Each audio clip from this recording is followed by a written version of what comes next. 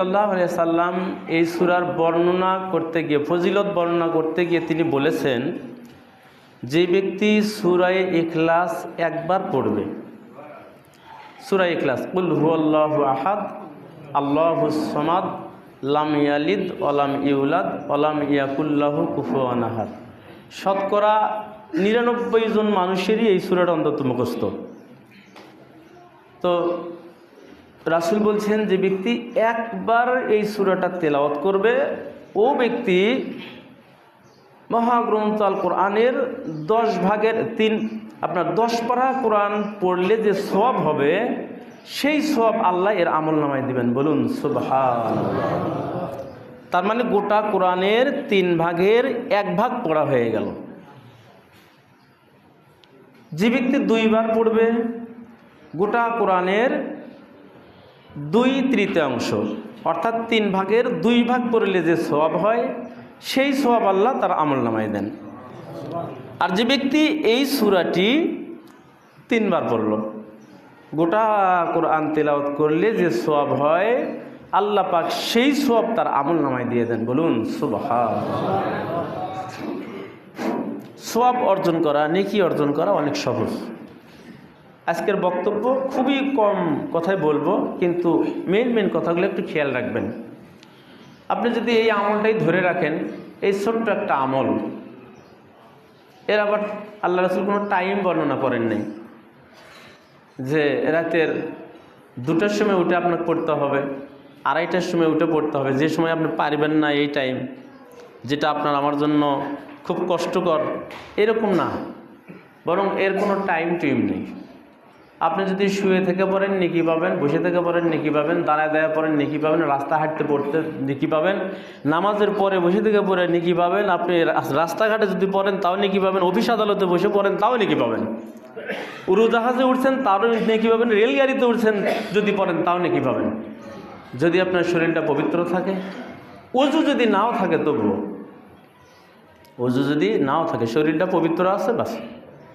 এই সূরাটা তাহলে কত সহজ করে দিয়েছেন, আপনি পড়লেই নাকি সারা দিন যদি ইচ্ছা করেন ওরকম 50 কোরআন তিলাওয়াত করার যে সওয়াব, সেটা আপনি অর্জন করবেন। এটা যদি ইচ্ছা করেন তাহলে আপনি পারবেন। আমরা চেষ্টা করি না, তাই হয় না। কিন্তু রাসূল এটা সহজ করছেন, আল্লাহ পাক বান্দার উপর সহজ করে দিয়েছেন নেকি অর্জন করা। তো এটা একটা আমল, আপনারা খেয়াল রাখবেন। যদি আপনি করেন আপনি নেকি পাবেন, করলেন না নেকি পেলেন না।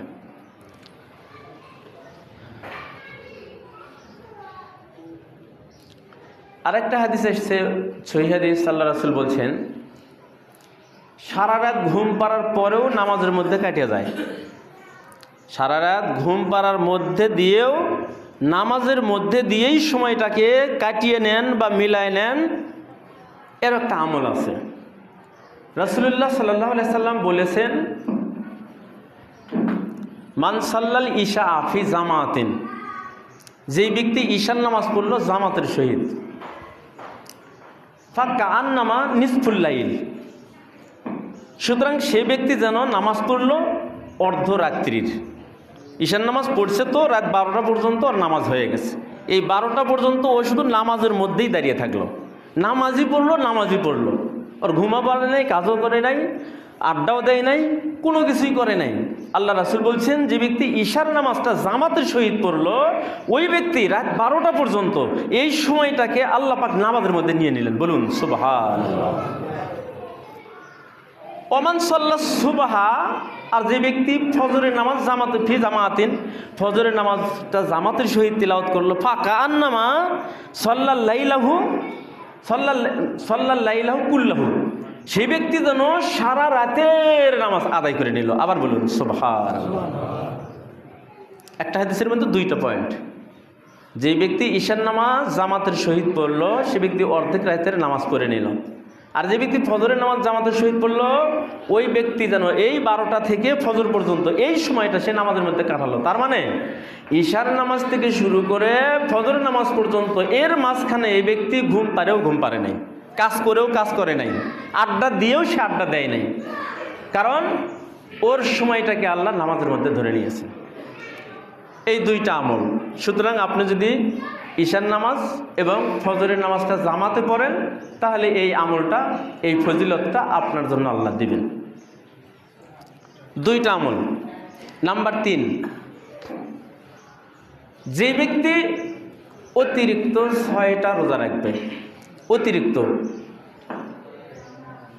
নফল, আল্লাহ রাসূল একটি হাদিস বর্ণনা করেছেন, আন আবি আইয়ুবাল আনসারী রাদিয়াল্লাহু তাআলা আনহু আন্নাহু হাদ্দাসাহু আন্না রাসূলুল্লাহ সাল্লাল্লাহু আলাইহি সাল্লাম মান সামা রমাযানা সুম্মা আতবাউ সিত্তাম মিন শাওয়ালিন, যে ব্যক্তি রমজান মাসের 30টা সিয়াম পালন করলো, যে ব্যক্তি রমজান মাসের 30টা রোজা পালন করলো, সুম্মা আতবাউ সিত্তাম মিন শাওয়ালিন, তারপরে শাওয়াল মাসে যে, অর্থাৎ রোজার পরের মাস শাওয়াল মাস, এই মাসে যে 6টা রোজা পালন করলো, এদের কথা বলছে আল্লাহ রাসূল বলছেন যে কা সিয়ামেদ দাহার, এই ব্যক্তি যেন সারা বছরের নামাজ আদায় করে নিল, সারা বছরের সিয়াম পালন করলো। তার মানে রাসূল রমজান মাসের একদিনের একটা সিয়ামের বদলা 10 দিনের সিয়ামের ফজিলত বর্ণনা করেছেন। যে ব্যক্তি রমজানের একটা সিয়াম পালন করলো, সেই ব্যক্তি যেন 10 দিনের সিয়াম পালন করলো। তার মানে 30টা রোজা পালন করছে, 300 দিনের রোজা পালন হয়ে গেছে। আবার এই 6টা রোজা যে ব্যক্তি পালন করলো, এই 6টার ওই ফজিলত দেওয়া আছে, যে ব্যক্তি এই 6টা রোজা পালন করলো সে যেন 60 দিনের সিয়াম পালন করলো। তাহলে 300 আর হলো 60, 360। আবার দুটো ঈদ আছে মাঝখানে, ঈদের দিন তো রোজা রাখা হারাম, ওই দিন দূরে বাদই যাচ্ছে, তাহলে বছর পূর্ণ হতে আর কি। সুতরাং আল্লাহ রাসূল বলছেন কা সিয়ামেদ দাহার, সেই ব্যক্তি যেন সারা বছরের সিয়াম পালন করলো। নফল সিয়াম সম্পর্কে আরেকটা হাদিস আল্লাহ নবী বর্ণনা করেছেন, আন আবি সাঈদ আল খুদরি রাদিয়াল্লাহু তাআলা আনহু ক্বালা রাসূলুল্লাহ সাল্লাল্লাহু আলাইহি সাল্লাম মান সামা ইয়াওমান ফি সাবিলিল্লাহ, যে ব্যক্তি আল্লাহকে রাজি খুশি করার উদ্দেশ্যে একটা সিয়াম পালন করলো, একটা রোজা পালন করলো, অর্থাৎ নফল রোজা, একটা নফল রোজা রাখলো, বা'আদাল্লাহু ওয়াজহাহু আনিন নার, আল্লাহ পাক রব্বুল আলামিন সেই ব্যক্তির চেহারাকে জাহান্নাম থেকে এত দূরে রাখবেন, সাবিঈনা খরিফা, তার দূরত্বটা হবে 70 বৎসরের। বলুন সুবহানাল্লাহ। যে ব্যক্তি আল্লাহকে রাজি খুশি করার উদ্দেশ্যে একটা নফল সিয়াম পালন করবে, আল্লাহ পাক ওই ব্যক্তিকে জাহান্নাম থেকে 70 বছরের রাস্তার দূরত্বে রাখবেন। এরপরে আল্লাহ রাসূল বলছেন, ওয়া আন আবি হুরায়রা রাদিয়াল্লাহু তাআলা আনহু ক্বালা রাসূলুল্লাহ সাল্লাল্লাহু আলাইহি ওয়াসাল্লাম মান সামা ইয়াওমান ইবতিগা ওয়াজহিল্লাহি বা'দাহু আল্লাহু মিন জাহান্নামা কা বু'দি গুরাবিন তায়রিন ওয়া হুয়া ফারাগ। আল্লাহ রাসূল বলছেন, যে ব্যক্তি আল্লাহকে রাজি খুশি করার উদ্দেশ্যে একটি নফল সিয়াম পালন করবে, আল্লাহ পাক রব্বুল আলামিন ওই ব্যক্তিকে জাহান্নাম থেকে এত দূরে রাখবেন যে একটা কাকের বাচ্চা ডিম থেকে যেই দিন বের হওয়ার পরে ওই কাকের বাচ্চাটা যেদিন উড়া শুরু করলো, উঠতে পারলো, ওই দিন থেকে কাকের বাচ্চাটা শুধু উড়ে যাচ্ছে, যাচ্ছে তো যাচ্ছেই, যাচ্ছে তো যাচ্ছেই, যেতে যেতে যেতে যেতে যেতে ওই কাকের বাচ্চাটার বয়স শেষ। যতদিন আল্লাহ ওর হায়াত রাখছে দুনিয়াতে, যে বয়সে সে মরে যাবে, এই বয়স পর্যন্ত শুধু উড়েই গেল। আল্লাহ রাসূল বলছেন যে এই কাকের বাচ্চাটা যেদিন থেকে ওরা শুরু করলো, তার জীবনের শেষ প্রান্ত পর্যন্ত যত দূর যাওয়ার পরে মরে গেল, ওই ব্যক্তিকে জাহান্নাম থেকে এত দূরে লাগবে। বলুন সুবহানাল্লাহ।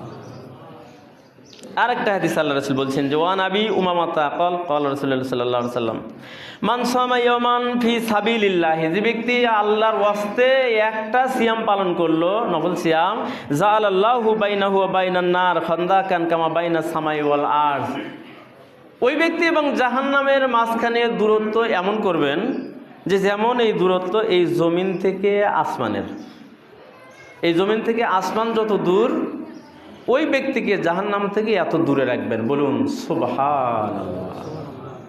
এগুলো নফল সিয়ামের ফজিলত। সুতরাং নফল সিয়াম, পুরুষরা সিয়াম পালন করা একটু গাফলেতি, পুরুষরা সিয়াম পালন করতে একটু গাফলেতি করে, কিন্তু মহিলারা সিয়াম পালন করতে খুব ভালোবাসে। খালি বলা, তাহলে দেখবেন যে ওরা সিয়াম পালন করতেছে। নামাজ পড়ার ব্যাপারে পুরুষরা মোটামুটি মনোযোগী মহিলাদের থেকে, মহিলাদের তুলনায়, কিন্তু মহিলারা নামাজ পড়তে অমনোযোগী। মানে পুরুষের থেকে মহিলারা নামাজ কম পড়ে, পুরুষেরাই বেশি পড়ে। আর রোজার দিক থেকে মহিলারাই রোজা বেশি রাখে, পুরুষের রোজা কম রাখে।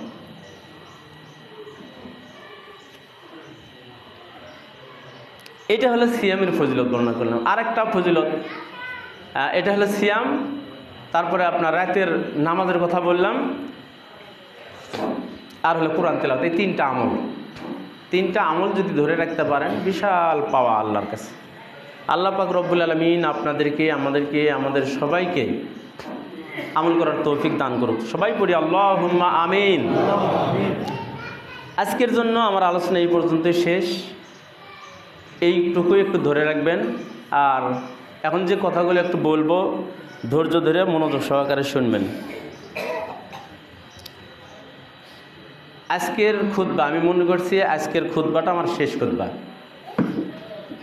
আপনাদের এখানে আজকের খুতবাটা শেষ খুতবা, কিন্তু সমস্যা দেখতেছি সেক্রেটারি সাহেব আজকে নাই। তারপরে ওইদিকে মানা সাহেব ফোনের মাধ্যমে নিষেধ করলেন, আগামী জুমায় মিটিং বসবে, এতদূর পর্যন্ত থামতে বলছেন। কিন্তু আমার আজকের জুমা পড়লেই এই মাস শেষ। অতএব এখানে যে সমস্যাটা দাঁড়িয়েছে আপনাদের না, আমার সমস্যা দাঁড়িয়েছে।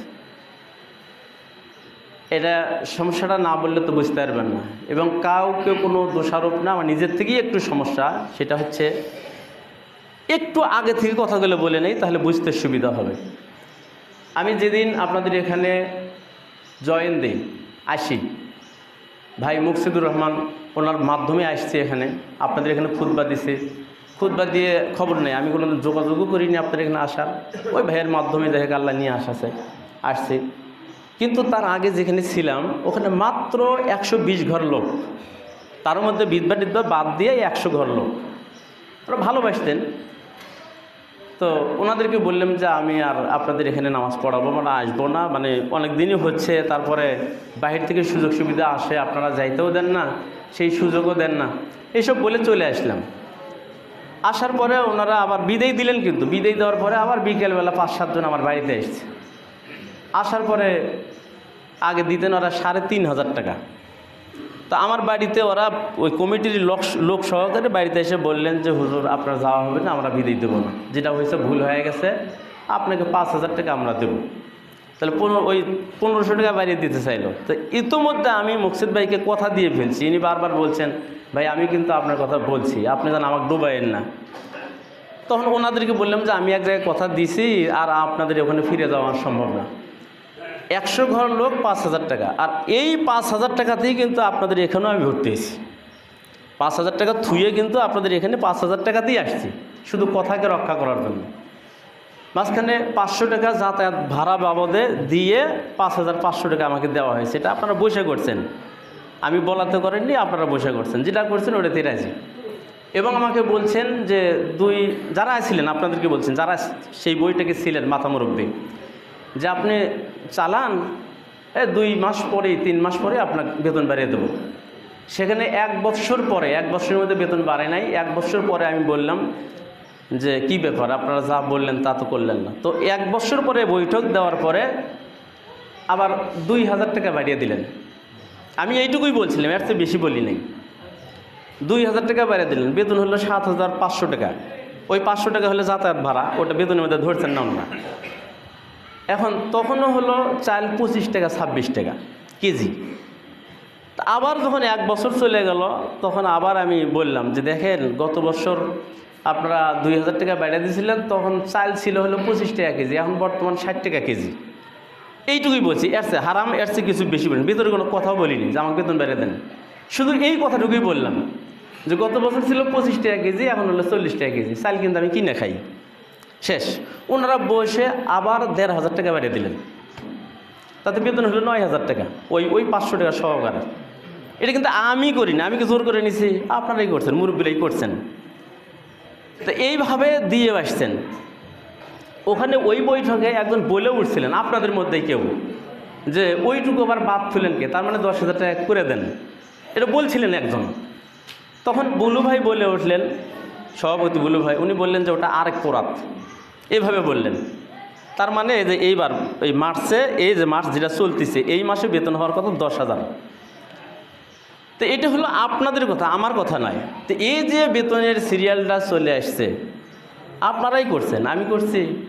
আবার এই যে বোনাসের বিষয়টা আপনারাই করছেন, যে বেতন যা রোজার ঈদে মানে ঈদুল ফিতরে বোনাসও হলো সমান সমান। তাহলে বেতন যদি 9,000 হয়, বোনাস কত? 9,000। ওইভাবে ওরা দিয়ে আসছেন আমি আসার পর থেকেই, মানে বেতন যা বোনাসও তাই, এভাবে দিয়ে আসছেন। 4.5 বছর হচ্ছে, এটা কি 2-1 দিনের কথা না, তো 4.5 বছর হলো ওনারা দিয়েই আসছেন। এই নিয়ে আপনারাও কোনোদিন জানেন না, আমিও বলতে পারি না ওরা কীভাবে দেয়, লোক সমাজ জানেও না, এভাবে চালিয়ে আসছেন। এখন কুরবানির ঈদে যা বেতন যা বোনাস হলো তার অর্ধেক, এটা হলো ওনারা করছেন, ওনারাই করছেন, আমি করতেও বলিনি, আমি বলিও নি যেটা করেন। তো এইভাবে যে চালিয়ে আসছেন, আসার পরে ইদানিং নতুন কমিটি তৈরি হওয়ার পর এটা বিশাল বড় একটা জ্বালা হয়ে দাঁড়াচ্ছে আমার জন্য, মান সম্মানের ব্যাপার। এর আগে একটা কথা উঠলো, আপনার কথা বলবেন না, অনুরোধ আমাকে বলতে দেন, কার ওপর রাগ ঝাল আমার কিছুই নেই। আমি এই যে কিছুদিন আগে সেক্রেটারি সাহেবকে ফোনের মাধ্যম দিয়ে আমার অসুবিধে বলার পর 2 সপ্তাহ আমি মিস করেছি ছুটির মাধ্যম দিয়ে, সেখানে কথা উঠছে 2 সপ্তাহের বেতন কাটো। এটা আমার মানের ওপরে হানি আসছে, আমাকে অসম্মান করা হয়েছে, কারণ ছুটি চেয়ে আমি 2 সপ্তাহ কামাই করছি, উনি ছুটি দিয়েছেন, এটা একটা কথা আসলো, মান মারলেন। কিন্তু আবার এই যে ঈদের মধ্যে বোনাস দিবেন, ওই সমান সমান বোনাস দিয়ে আসছেন, যে সময় বোনাস দিবেন আমি সেই টাকা দিয়ে বাচ্চা কাচ্চার জন্য খরচ করব, সেই সময় যে এমন ক্যাসেল লাগালেন আমার সাথে যে এত টাকা বোনাস দেওয়া যাবে না, এত টাকা বোনাস দিতে হবে কেন? এই কথাগুলো আমাকে শুনে শুনে আপনারা বললেন, কেন আমার মান নষ্ট করলেন কেন? আমি কি করতে বলছি এটা কেন করলেন? তারপরে বেতন 5 বছর আগে থেকে যেই সিরিয়ালে আসছে, এটা নতুন করে হয় নাই, তখন থেকে হয়ে আসছে। আপনারা ইদানিং আসে আমি দেখলাম গত 2 সপ্তাহ আগে প্রায় 30 থেকে 35 মিনিট শুধু এই তর্ক চলে যে এত টাকা বেতন কখন দিল, দেখলাম 5,000 টাকা ঢুকলো, এত টাকা কী করে হলো? আপনারা জানেন না, জানবে কে? এই সম্মানের উপরে আপনারা হাত দিয়েছেন কেন? আপনারা চালাতে পারবেন না, আমাকে বলেন হুজুর চলে যান, আমরা পাচ্ছি না। কিন্তু এটা নিয়ে তর্ক বিতর্ক আমাকে কেন করেন? এটা একটা বিষয়। আরও কতগুলো অসামাজিক বিষয় আছে, সেগুলো আমি বলতে রাজি না। আমি এই কথার উপরে ভিত্তি করে আপনাদেরকে বলছি, আপনাদের কাছে বেতন বেশি হয়েছে, আমার কাছে বেতন কম হয়েছে, পরিষ্কার কথা। আপনাদের কাছে এটা বেশি হয়েছে, আপনাদের জুলুম হয়ে গেছে, কিন্তু আমার জন্য কম হয়েছে, কারণ 40-60 টাকা আমাকে আরও বেশি দিলে তারপর আমার সংসারটা আরও ভালো চলবে। এখন বর্তমান 100 জন লোক যেই সমাজে আছে, সেই সমাজের বেতন হলো 5,000 টাকা। দেখেন, খোঁজ নিয়ে দেখেন, আপনি খোঁজ নিয়ে দেখেন, 5,000 টাকা। আপনাদের 400 ঘর লোক, তারও বেশি, 400 ঘর লোকের বেতন আপনাদের 9,000 টাকা দেন, ওই যাতায়াত ভাড়া সহকারে। এটা আপনাদের বেশি, যদি বেশি হয় বেশ ভালো কথা। সেই জন্য আমি আপনাদের কাছে কারো উপর কোনো অভিযোগ নাই, আমার কাছে বেতনটা আমার কাছে কম হয়েছে। আমাকে যদি রাখেন, পরিষ্কার কথা, আমাকে বেতন বাইরে দিতে হবে। যদি রাখেন, সামনে শুক্রবার মিটিং হবে, মিটিংয়ে আমাকে ফোন দিয়ে জানায়েন, আমি চলে আসবো। যদি কোন যে না গেছে, নেটা সাফ হয়ে গেছে, বাস এই পর্যন্তই শেষ, আপনাদের কাছে আমার বিদেয়ী। আজকে হলো আপনাদের কাছে বিদেয়ী, নতুন করে আপনাদের সাথে 2 কথা না হোক, কারণ আপনাদের ভালোবাসা, এটা আমি আল্লাহর কসম আমি মন থেকে বলতেছি। আপনাদের সুনাম যেখানে যাই সেখানেই করি, যে হুয়া লোক আমাকে এত ভালোবাসে, ওদের ভালোবাসার দাম আমি দিতে পারবো না। আমি বলে থাকি, আল্লাহর কসম, মিথ্যা কথা বলছি না, মন থেকে বলছি। তো এই যে ভালোবাসার টানই ছিলাম, আপনারা যা দেন তার থেকে বেশি পয়সা পাবো, এটা আমার ভরসা আছে আমার মনের ওপর। এরকম জায়গা আছে, এমন কোনো মাস নাই যেই মাসে আমার কাছে ইমামতির জন্য আসে না। এটা আমি বানিয়ে বলতেছি না, আসে। কিন্তু ওই একটাই কথা, যে ভালোবাসার লোক আছে ওখানে, যতদিন সমস্যা না হয়েছে, কেউ জিজ্ঞেস করলে ভাই কেমন আছেন, ওখানে এতদিন থেকে আছেন, ভাই এ পর্যন্ত ভালো আছি। আমি কোনোদিন কই না যে ভালো আছে, ওরা খুবই ভালো, এটা আমি কোথাও বলি না। কেন? ইমামতি যেখানেই করতে যাবে, একটা নির্দিষ্ট সময় পরিমাণ ভালো থাকে, যে কোনো সময় ইমামের ওপর একটা চাপ আসে, সেই জন্য এটা স্থায়ী না, অস্থায়ী।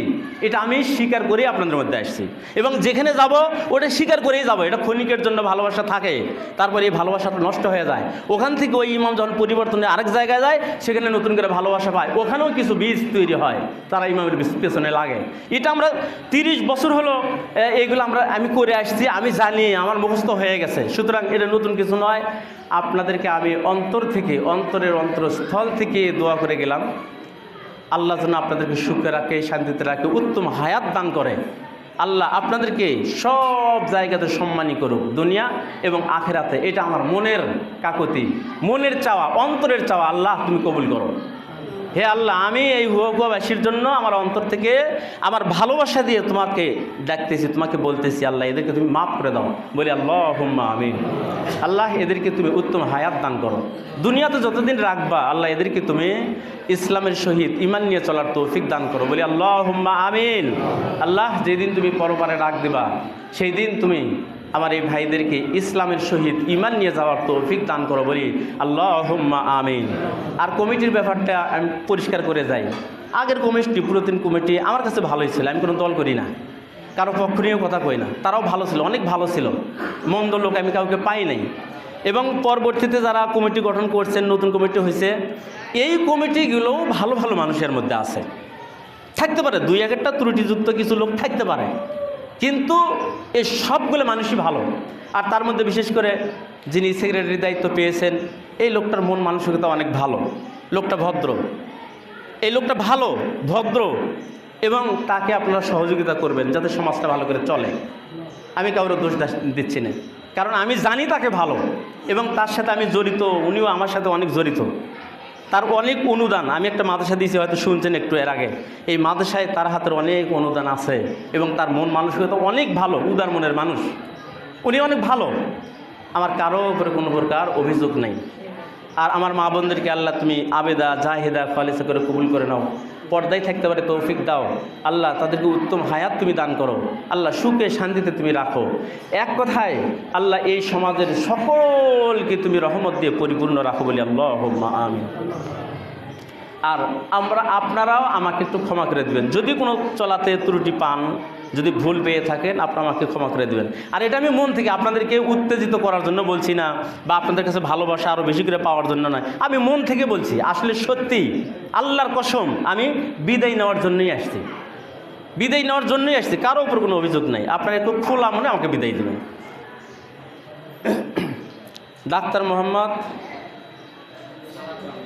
সানা প্রামাণিকের মার জন্য দোয়া, তাই না? চোখে দেখি তো চশমা ছাড়া যায়,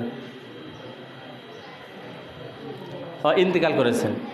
আচ্ছা, সানা প্রামাণিকের মায়ের জন্য দোয়া চেয়েছেন। আল্লাহ তুমি তাকে জান্নাতবাসী করো, কবরের আযাব থেকে তুমি তাকে রেহাই দান করো। আল্লাহ তুমি জান্নাতি মেহমান হিসেবে কবুল করে নাও। বলি আল্লাহুম্মা আমিন।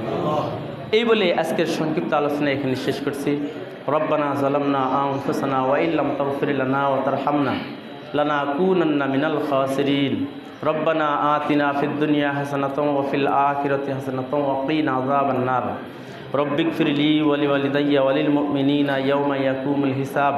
সুবহানা রব্বিকা রব্বিল ইজ্জাতি আম্মা ইয়াসিফুন ওয়া সালামুন আলাল মুরসালিন আলহামদুলিল্লাহি রাব্বিল আলামিন বিরহমাতিকা ইয়া আরহামার রাহিমিন। সুবহানাকা আল্লাহুম্মা ওয়া বিহামদিকা আশহাদু আল্লা ইলাহা ইল্লা আনতা আস্তাগফিরুকা ওয়া আতুবু ইলাইক। আসসালামু আলাইকুম ওয়া রাহমাতুল্লাহি ওয়া বারাকাতুহু।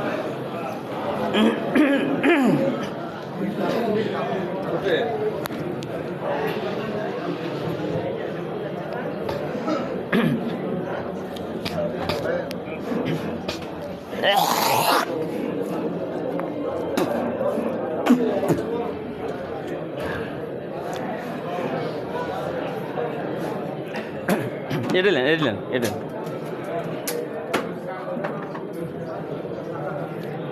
Allahu Akbar, Allahu Akbar. Ashhadu an la